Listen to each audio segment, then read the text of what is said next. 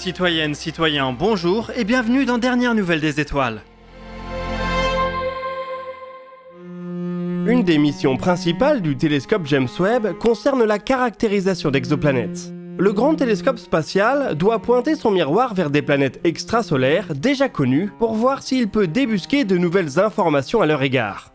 Son miroir de plus de 6 mètres doit notamment lui permettre de dresser une carte de la chimie de l'atmosphère de ces planètes via des méthodes de spectroscopie.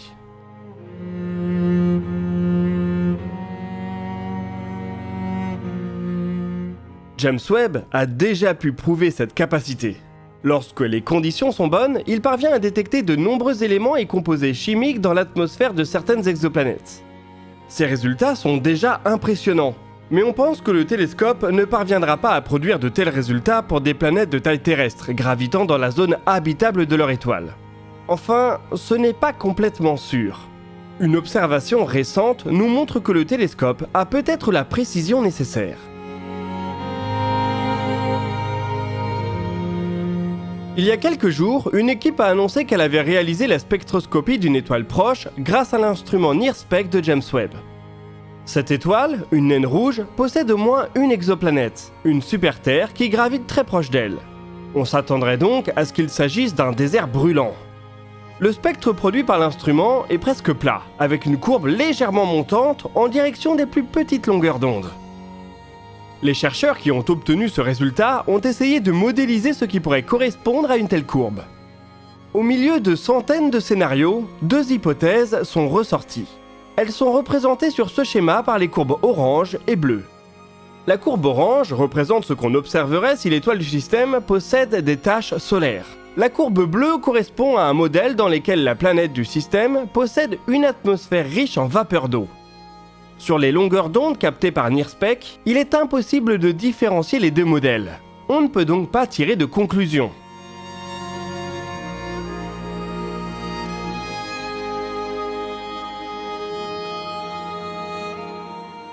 Il reste sidérant de se dire que James Webb a peut-être découvert de la vapeur d'eau dans l'atmosphère d'une exoplanète à peine plus grande que la Terre, à seulement 26 années-lumière de nous.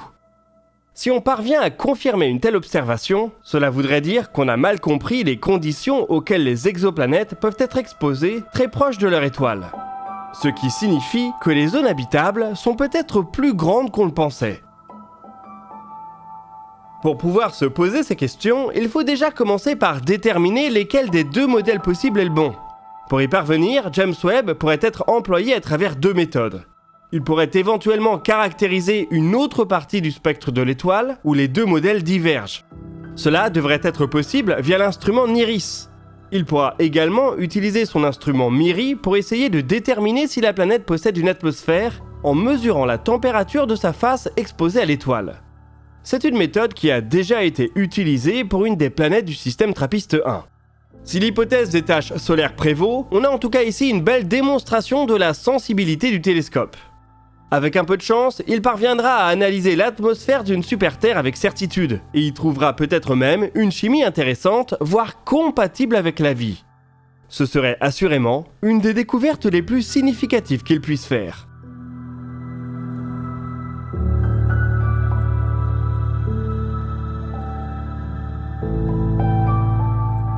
Ces découvertes seront autrement faites avec la génération de télescopes suivante, laquelle sera éventuellement permise par de meilleures capacités de lancement depuis la Terre. Les coiffes géantes et les lanceurs super lourds font poindre leurs promesses à travers le SLS, le Starship ou la Longue Marche 9 chinoise. Les 2 derniers d'entre eux sont prévus pour être entièrement réutilisables. Et si on se projette dans la prochaine décennie, c'est une capacité qui devrait devenir cruciale pour l'ensemble des acteurs de la planète. C'est peut-être pour cette raison qu'en Europe, on commence aussi à étudier le sujet. Voilà quelques jours, l'ESA, l'Agence spatiale européenne, a notifié Ariane Group et RFA, une start-up allemande, d'un contrat pour une étude sur un lanceur lourd entièrement réutilisable. Nom de code, Protéine.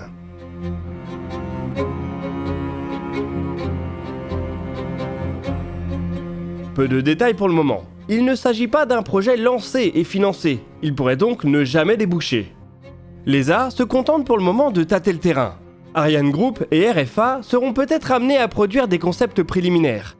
Il sera alors intéressant de voir si ces derniers se rapprochent du Starship ou de la Longue Marche 9, ou si d'autres voies peuvent être explorées, comme le fait actuellement Stockspace aux États-Unis.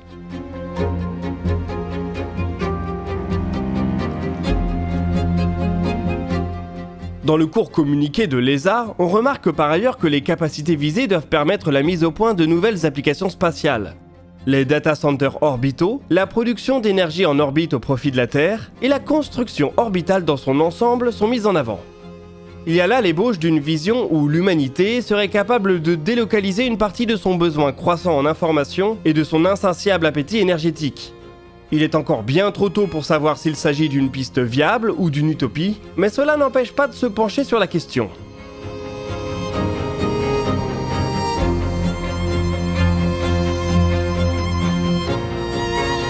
Avec Ariane 5, qui devrait arriver en bout de course le mois prochain, les décisions de l'agence et des pays européens en termes de lanceurs vont être cruciales. Ariane 6 est en retard, et il n'est pas certain qu'elle aura une vie longue. Les technologies de lancement spatial ont tellement évolué ces 10 dernières années qu'il n'apparaît plus possible de conserver un lanceur sans évolution majeure pendant un quart de siècle. La question est donc de savoir sur quelle temporalité l'Europe sera capable de concevoir un lanceur réutilisable, totalement ou partiellement, et souverain. D'après Stéphane Israël, le PDG d'Ariane Espace, ce ne sera pas avant les années 2030. À voir s'il parle au nom de son entreprise ou de toute l'industrie européenne.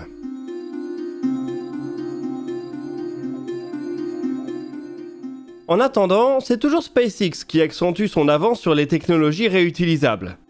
Parfois sur des pièces auxquelles on pense peu. Lors du dernier vol de Falcon Heavy, la semaine dernière, les 3 boosters de la fusée n'ont pas été récupérés, ce qui a permis d'injecter un satellite sur une trajectoire énergivore. En revanche, SpaceX a tenté de faire revenir ses coiffes à une vitesse jamais vue. Celles-ci sont rentrées dans l'atmosphère à Mach 15. Et comme on le voit sur ces images, cela ne semble pas les avoir affectées outre mesure. Les coiffes ont pu être récupérées à 2000 km du site de lancement et pourront éventuellement être réutilisées. Cela paraît anodin, mais ces grandes pièces en apparence simples coûtent des millions de dollars à produire. SpaceX semble ainsi vouloir réutiliser tout ce qu'ils peuvent en attendant que le Starship vienne offrir une solution complète.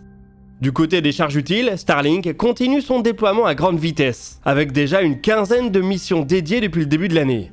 L'entreprise annonce par ailleurs avoir signé 1,5 million de clients, ce qui est appréciable, mais probablement encore loin de couvrir ses coûts.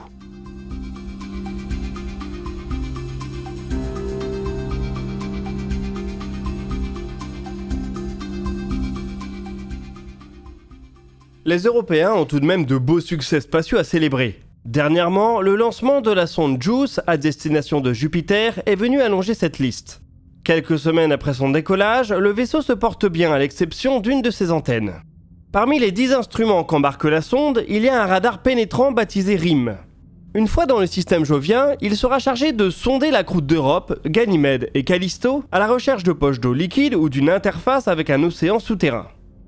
Pour ce faire, il doit s'appuyer sur une antenne de 16 mètres de long qui parcourt le vaisseau de part en part. Seulement, cette dernière ne s'est pas déployée comme prévu. Elle s'est bloquée à environ 1/3 de sa taille finale. Il semble que ce soit à cause d'une goupille qui fait de la résistance. L'ESA est donc en train de réfléchir à la manière dont elle va pouvoir résoudre le problème. Une mise à feu prochaine des moteurs de la sonde pourrait produire les vibrations nécessaires pour déclipser la goupille. L'Agence spatiale européenne va par ailleurs étudier comment elle peut faire pivoter JUICE pour changer l'orientation de l'antenne par rapport au Soleil, et donc sa température. Peut-être de quoi faire suffisamment travailler le métal.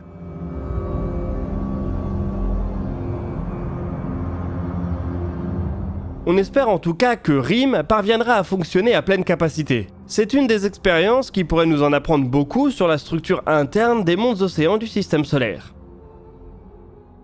Beaucoup plus loin du Soleil, la NASA se demande quoi faire avec sa sonde New Horizons. 8 ans après son survol de Pluton, elle continue son bonhomme de chemin sur une trajectoire qui l'amènera à quitter le système solaire. Toujours active, elle pourrait éventuellement se trouver de nouvelles cibles d'opportunités dans la ceinture de Kuiper. Comme les sondes Voyager avant elle pourrait aussi simplement continuer à caractériser le milieu interplanétaire pour comprendre l'influence à distance du Soleil. Il y a en tout cas débat au sein de la NASA. Certains veulent continuer la mission pendant encore quelques années, d'autres estiment que les ressources mobilisées seraient plus utiles ailleurs et que la sonde n'a plus grand-chose à nous apprendre. Le fonctionnement de New Horizons est financé jusqu'en 2024. Après ça, il faudra débloquer une nouvelle ligne budgétaire. La découverte d'un objet survolable aiderait à convaincre les moins enthousiastes. New Horizons avait déjà réalisé un survol de ce type en 2019. Seulement, aucune cible d'opportunité n'a été identifiée et les moyens d'observation actuels laissent peu d'espoir qu'une découverte se produise rapidement. La fin de la mission New Horizons pourrait donc avoir lieu l'année prochaine. La sonde est aujourd'hui à 50 unités astronomiques du Soleil et a livré des résultats phénoménaux. Une retraite bien méritée est donc tout à fait envisageable, même si on ne serait pas contre une exploration un peu plus poussée de l'espace transneptunien.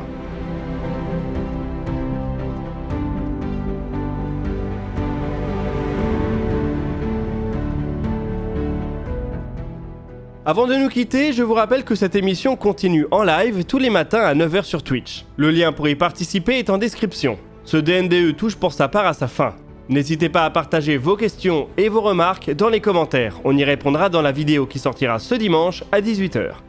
Vous pouvez trouver nos sources et nos réseaux sociaux dans la description. Nous, on se retrouve jeudi pour une matinale en live et un nouveau dossier de l'espace. D'ici là, citoyennes, citoyens, portez-vous bien.